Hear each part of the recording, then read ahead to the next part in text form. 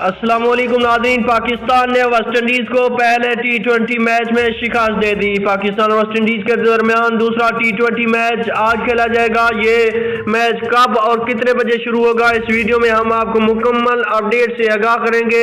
इससे पहले कि अगर आप हमारे चैनल पर नए हैं तो हमारे चैनल को सब्सक्राइब कर दें और साथ दिए गए बेल आइकन को भी प्रेस कर दें ताकि हर नई आने वाली वीडियो आप तक बआसानी पहुंचती रहे और आप रहें बाखबर। जी हाँ नाज़रीन, आपको बताते चले पाकिस्तान और वेस्ट इंडीज के दरमियान 3 मैचों की T20 सीरीज का दूसरा मैच आज खेला जाएगा। मैच पाकिस्तानी वक्त के मुताबिक शाम 6 बजे शुरू होगा। पाकिस्तान को सीरीज में 1-0 की बढ़तरी हासिल हो गई है। पाकिस्तान की जानिब से दूसरे मैच के लिए 1 से 2 तब्दीलियां मुतवक्किया हैं। शहीनशाह अफरीदी और हारिस रऊफ की जगह नए बॉलर को आजमाया जा सकता है। दोनों टीमों के दरमियान तीसरा T20 मैच 16 दिसंबर को होगा।